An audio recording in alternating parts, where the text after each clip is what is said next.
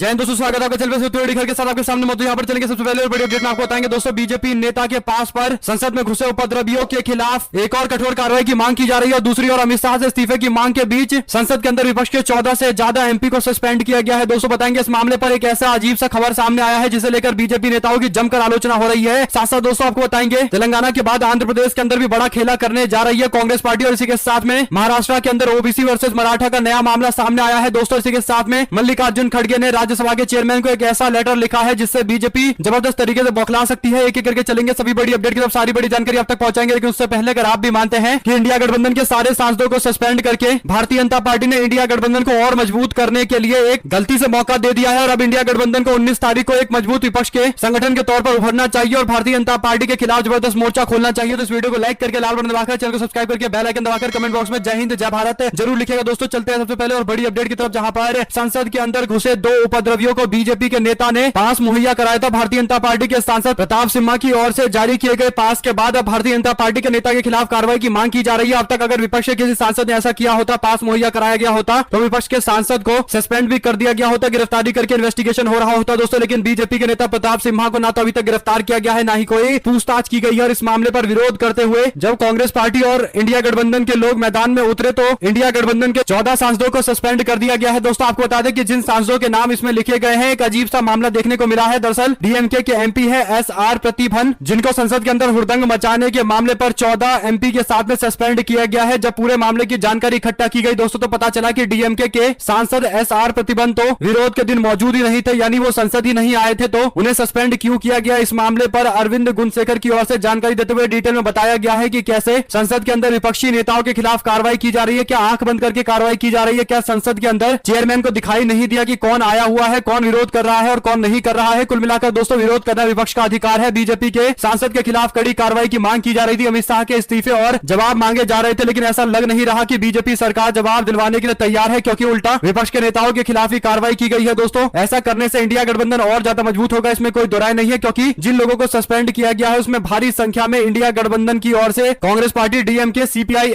CPI और तृणमूल कांग्रेस के नेताओं का नाम है। साथ साथ आपको बता दें कि अगर हमलावरों को पास मैंने जारी किया होता तो ये बेशर्म भाजपाई मुझे खालिस्तानी बताते। कांग्रेस पार्टी के सांसद और सिख समाज से आने वाले गुरजीत सिंह औजला की ओर से यह बयान दिया गया है और बीजेपी को आईना दिखाया गया है। दोस्तों साथ साथ आपको बता दें कि गाजीपुर के सांसद रहे अफजल अंसारी को गैंगस्टर एक्ट के एक मामले में दोषी करार देते हुए एमपी एमएलए कोर्ट ने 4 साल की सजा सुनाई थी, जिसके बाद उनकी सांसदी चली गई थी और अब सुप्रीम कोर्ट ने अफजाल को बड़ी राहत दी है। सुप्रीम कोर्ट ने अफजाल को दोष सिद्धि पर रोक लगा दी है। दोस्तों आपको बता दें कि इसके बाद उनकी सांसदी नहीं जाएगी। गाजीपुर सीट से 2019 में उन्होंने चुनाव लड़ा था और जीत कर आए थे, उनकी सांसदी नहीं गई है, तो कहा जा सकता है कि गाजीपुर सीट पर चुनाव भी नहीं होंगे और 2024 के मुकाबले में वो चुनाव लड़ भी सकते हैं। देखते हैं किसकी टिकट पर मैदान में उतारा जाता है। इसके साथ में तेलंगाना जीतने के बाद कांग्रेस पार्टी का पूरा फोकस आंध्र प्रदेश पर है। आंध्र प्रदेश के मुख्यमंत्री वाईएस जगनमोहन रेड्डी के परिवार के व्यक्ति को कांग्रेस पार्टी अपनी पार्टी में शामिल कराने जा रही है। आपको बता दें कि वाईएस शर्मिला कांग्रेस पार्टी में अपनी पार्टी का विलय करवाएंगी और आंध्र प्रदेश के अंदर कांग्रेस पार्टी का चेहरा बनकर पार्टी की तरफ से मैदान में उतरने वाली है। दरअसल कांग्रेस पार्टी के नेता वाईएसआर ने कई सालों तक आंध्र प्रदेश के मुख्यमंत्री के तौर पर काम किया। उनके बेटे ने अपनी अलग से पार्टी बनाई और जगनमोहन रेड्डी उनके बेटे ने अपनी सरकार बनाकर आंध्र प्रदेश में शासन करना शुरू कर दिया। लगभग 5 साल से उनकी सरकार है और ऐसे में दोस्तों वाईएस शर्मिला जो वाईएसआर की बेटी है, अब वो कांग्रेस पार्टी ज्वाइन करके अपनी पुरानी पार्टी से अपने ही भाई के खिलाफ मोर्चा खोलने वाली है। वाईएसआर जगनमोहन रेड्डी और वाईएस शर्मिला के बीच मुकाबला होने वाला है। कुल मिलाकर कांग्रेस पार्टी कर्नाटक, तेलंगाना के बाद आंध्र प्रदेश पर पूरा फोकस किए हुए है। साथ साथ लोकसभा को लेकर कांग्रेस पार्टी ने पोस्ट करते हुए लिखा कि लोकसभा में कांग्रेस पार्टी के सांसदों को सस्पेंड कर दिया गया। इनका गुनाह है कि लोकतंत्र में मंदिर में ये जनता की आवाज उठा रहे थे, मोदी सरकार से तीखे सवाल पूछ रहे थे। कल ही संसद में सुरक्षा में सेंध मारी गई। इस पर जब सवाल पूछा गया तो सरकार ने जवाब देने की जगह हमारे ही सांसदों को सस्पेंड कर दिया। लेकिन मोदी सरकार ये जान ले कि कांग्रेस ऐसी हरकतों से डरने वाली नहीं है। हम सड़क से संसद तक जनता की आवाज को बुलंद करते रहेंगे, न डरे हैं न डरेंगे, लड़ेंगे, जीतेंगे। इसी के साथ में दोस्तों महाराष्ट्र के अंदर 2024 का चुनाव काफी दिलचस्प होने जा रहा है। महाराष्ट्र के खाद्य और नागरिक आपूर्ति मंत्री छगन भुजबल ने दावा किया है कि उनकी हत्या की जा सकती है। पुलिस की खुफिया रिपोर्ट का हवाला देते हुए छगन भुजबल ने बुधवार को राज्य विधानसभा में दावा किया है कि उन्हें गोली मारा जा सकता है और पिछले 2 महीनों से उन्हें धमकियां मिल रही है। गौरतलब है कि बीते दिनों छगन भुजबल की गाड़ी पर कुछ लोगों ने हमला कर दिया था। आरोपियों ने छगन भुजबल को मराठा आरक्षण के खिलाफ न बोलने को कहा था। विधानसभा के शीतकालीन सत्र के दौरान संबोधन में छगन भुजबल ने अपनी हत्या को लेकर आरोप लगाया है। उनका कहना है कि उनकी छवि मराठा आरक्षण विरोधी बन गई है, जबकि वो ओबीसी आरक्षण को बनाए रखने की मांग कर रहे हैं। ओबीसी कोटे से किसी भी मराठा आरक्षण को नहीं दिया जाना चाहिए, ये उनकी मांग है और ऐसे में मराठा आरक्षण की मांग कर रहे संगठन की ओर से उनका विरोध किया जा रहा है। कुल मिलाकर दोस्तों मराठा वर्सेस ओबीसी का पूरा मामला महाराष्ट्र में बनते जा रहा है और छगन भुजबल अपने आप को ओबीसी समाज का बड़ा नेता प्रोजेक्ट करने की कोशिश कर रहे हैं। कुल मिलाकर महाराष्ट्र की राजनीति अब कास्ट बेस्ड हो रही है और छगन भुजबल के बयानों से स्थिति और ज्यादा खराब हो रही है दोस्तों। ऐसे में छगन भुजबल ये दावा कर रहे हैं कि उनकी हत्या भी कराई जा सकती है, तो मामला और ज्यादा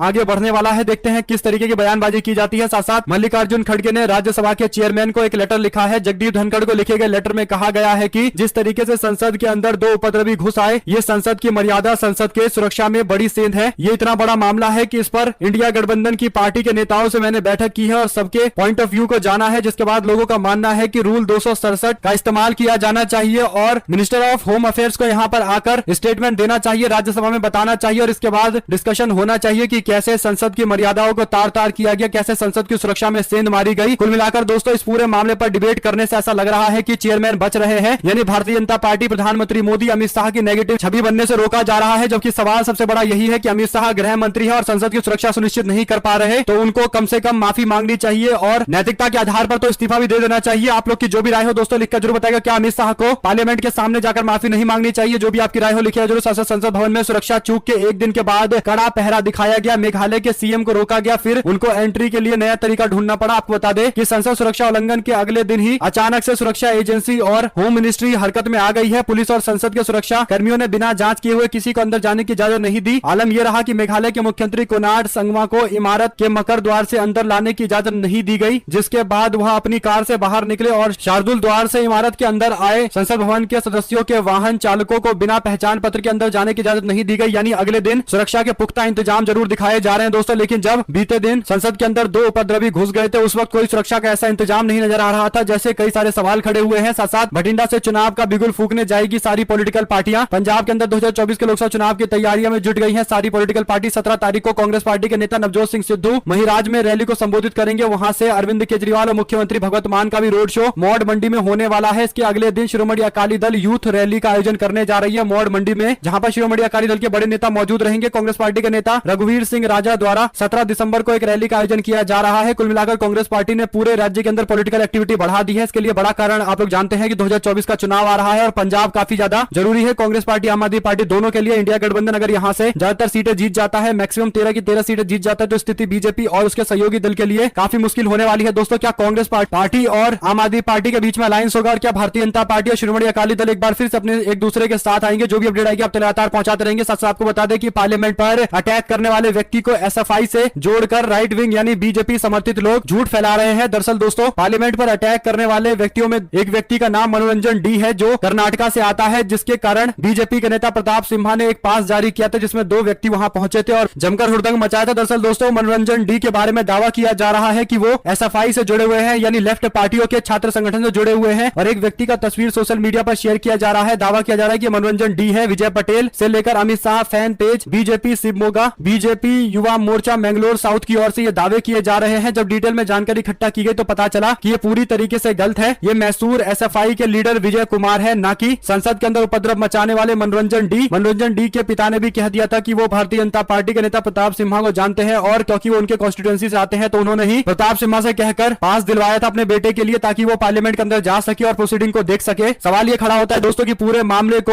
ऐसे प्रोजेक्ट करने की कोशिश की जा रही है जैसे प्रधानमंत्री मोदी और बीजेपी के खिलाफ साजिश रची गई हो और इसके पीछे लेफ्ट का हाथ हो। कुल मिलाकर बीजेपी आईटी सेल वाले घूम फिरकर माहौल बनाने का प्रयास कर रहे हैं कि ये एसएफआई से जुड़े हुए लोग हैं, जबकि हकीकत कुछ और है दोस्तों। सबसे बड़ी बात यह है कि इनके नाम ऐसे हैं जो शायद आईटी सेल वालों के लिए सूट नहीं कर रहे, उनके प्रोपोगेंडा को सूट नहीं कर पा रहे हैं। आप लोग अपनी राय जरूर लिखकर बताइएगा कि इस पूरे मामले पर बीजेपी क्या स्थिति को दबाने का प्रयास कर रही है, क्योंकि मीडिया के अंदर भी अब डिबेट देखने को नहीं मिल रहा, एकदम सन्नाटा पसर चुका है। जबकि मामले पर अभी भी इन्वेस्टिगेशन जारी है और भी डिटेल आना बाकी है, लेकिन जो मीडिया छोटे छोटे डिटेल को लेकर बड़े बड़े शो करती है आज एकदम सन्नाटा देखने को मिल रहा है। इसका सीधा मतलब यह है कि ऊपर से आदेश आ गया होगा कि इस शो को नहीं करना है जिसमें पार्लियामेंट में मचाए गए उपद्रव के बारे में बार बार चर्चा किया जाए। साथ साथ यूएपीए के तहत एफआईआर दर्ज की गई है। मार्च में भी आरोपियों ने सदन के अंदर आकर रेकी की थी। सुरक्षा चूक का यह बड़ा मामला है दोस्तों। 10 बड़े खुलासे का दावा किया जा रहा है। सभी आरोपी social media page Bhagat Singh fan club से जुड़े हुए हैं। ये करीब 1.5 साल से मैसूर में एक साथ रहते थे। 9 महीने के बाद एक बार फिर मिले, तभी संसद में अराजकता फैलाने का प्लान बनाया था। इस साल मार्च के बजट सत्र के दौरान मनोरंजन डी बेंगलुरु से दिल्ली आए थे और विजिटर पास लेकर संसद भवन की रेकी की थी। जुलाई में सागर लखनऊ से दिल्ली आया था, लेकिन संसद भवन के अंदर नहीं जा पाया था। उसने बाहर में आकर रेकी की थी। रेकी के दौरान मनोरंजन डी को यह पता चला कि कहां जूते की जांच जांच ठीक से नहीं होती है। 10 दिसंबर को एक एक करके सभी अपने राज्यों से दिल्ली पहुंचे। मनोरंजन फ्लाइट से दिल्ली आया था। सभी आरोपी 10 दिसंबर को रात गुरुग्राम के विक्की और वृंदा के घर रुके थे। देर रात ललित झा भी गुरुग्राम पहुंच गया था। कुल मिलाकर दोस्तों इसमें अमोल शिंदे नाम का भी एक व्यक्ति है जो कलर पटाखे लेकर आया था। सागर शर्मा 13 दिसंबर को सुबह लगभग 9 बजे महादेव रोड से सांसद प्रताप सिम्हा के पीएस से पास लेकर आया था और इसके बाद हरकत को अंजाम दिया गया है। कुल मिलाकर पूरे मामले पर और भी कई खुलासे होने बाकी है। आप लोग की जो भी राय हो दोस्तों लिखकर जरूर बताएगा। हमारे साथ लगातार जुड़े रहने के सभी दोस्तों, भाइयों, बहनों, मित्रों का बहुत बहुत धन्यवाद। देख रहे थे आप अपने